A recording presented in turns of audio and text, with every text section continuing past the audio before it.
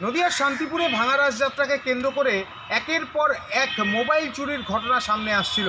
আর একেবারে প্রশাসনের সমস্ত জায়গাতে যে সমস্ত মানুষ মোবাইল হারিয়েছিলেন বা চুরি যাচ্ছিল যাদের মোবাইল, তারা কিন্তু রীতিমতো সমস্তটাই জানাচ্ছিলেন পুলিশকে। এরপরেই শোভাযাত্রা শেষের পরেই পুলিশ নামে তদন্তে এবং তদন্তে নেমে দুজনকে সন্দেহভাজন হিসেবে আটক করে এবং তাদেরকে জিজ্ঞাসাবাদ করলে পুলিশ আসল তথ্য পায়।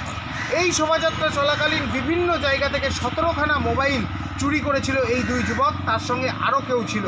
এরপরেই তাদেরকে জিজ্ঞাসাবাদ করার পর 17টি মোবাইল উদ্ধার করে শান্তিপুর থানার পুলিশ এবং দুই যুবককে রীতিমতো গ্রেপ্তার করে আদালতে পাঠায়। ধৃত দুই যুবকের নাম শিল্টু দে এবং রাকেশ পাসওয়ান। তারা প্রত্যেকেই উত্তর 24 পরগনার শ্যামনগর গারুলিয়া এলাকার বাসিন্দা।